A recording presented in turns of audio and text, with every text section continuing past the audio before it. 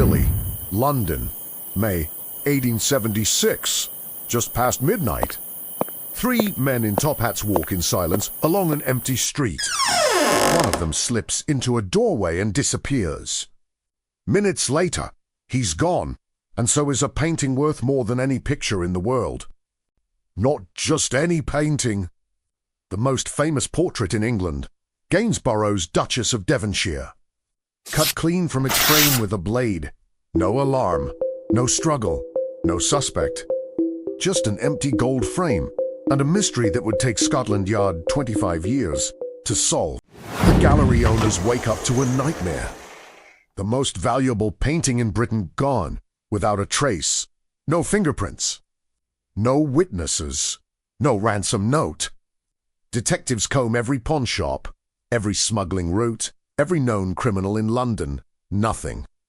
The painting simply ceases to exist.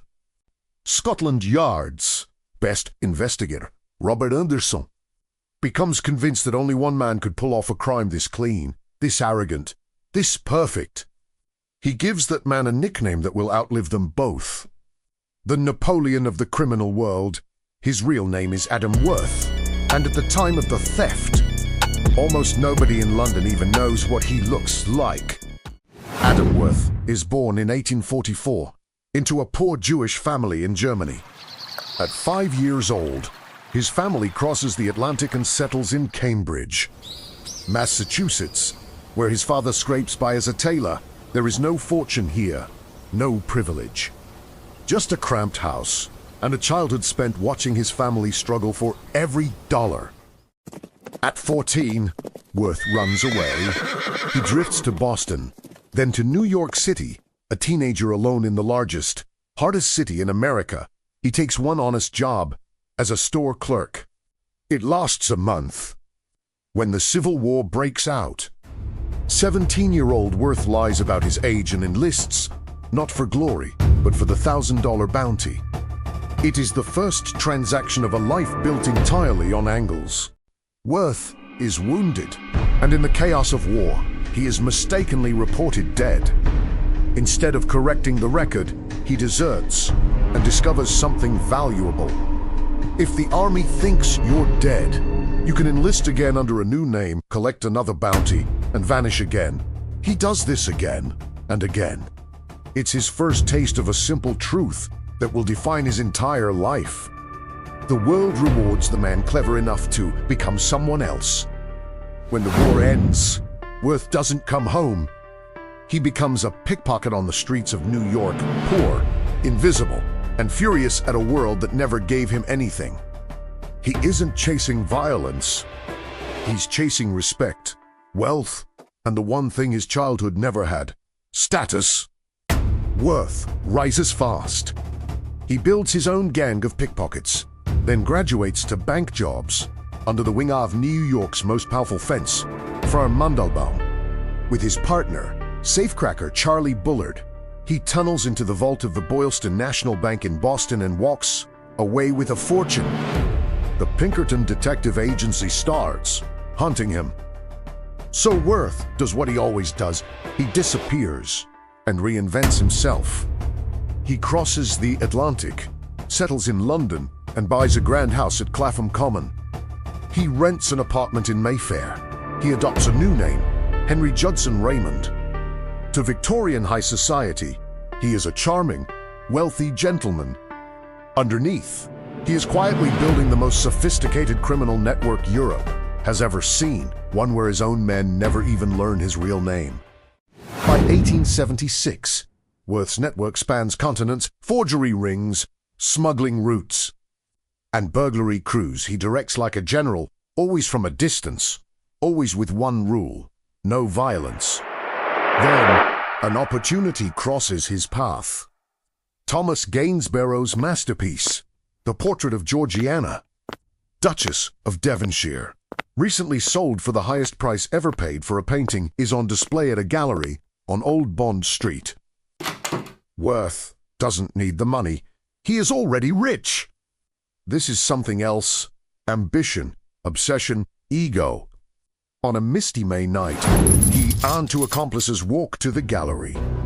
While his men keep watch, Worth climbs to a window, slices the canvas free from its frame with a blade, and rolls it under his coat. He melts back into the London fog before the city even knows what's happened. Worth doesn't sell the painting. He can't. It's too famous, too recognizable, too dangerous to move. So he does something no one expects. He keeps her. He hides the rolled canvas in the false bottom of a trunk and carries it across Europe and back to America. In London, he sleeps with it flattened between two boards, tucked beneath his own mattress. The most wanted painting on earth, inches from where he closes his eyes each night. For 25 years, the Duchess travels everywhere Worth goes, through near misses, police raids, and countless changes of address, while he keeps running his empire from the shadows. Always one step ahead, always someone else's problem to catch. But an empire built on secrets is only as strong as the people who keep them.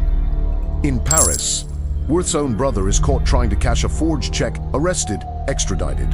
A crisis Worth barely contains. In Istanbul, 4 of his men are seized for circulating forged letters of credit. Worth has to spend a fortune just to buy their freedom. Scotland Yard's Inspector John Shore makes catching Worth his personal obsession. And then the fatal blow. Worth's own rival and former associate, Max Shinburn, walks into a police station and hands investigators everything he knows. Piece by piece, the invisible network built over 20 years starts to come apart. In 1892, desperate for cash after the death of his old partner, Charlie Bullard, Worth makes a reckless decision, a hastily planned robbery of a money transport in Liege, Belgium. It's nothing like his old, careful work. He's spotted, caught, arrested on the spot. He refuses to give his name, refuses to confess to anything, but Belgian police circulate his photograph across Europe on this Chimi There's No Act. In March 1893, Adam Worth stands trial and is sentenced to 7 years of hard labor. Inside Leuven prison, the man who once controlled a criminal empire from the shadows becomes just another prisoner, one that his old enemy. Shinburn pays other inmates to torment. The empire and the man behind it has finally fallen. Worth is released early in 1897, older, poorer, and worn down by prison. But he still has one asset left, the Duchess, still hidden after more than 2 decades.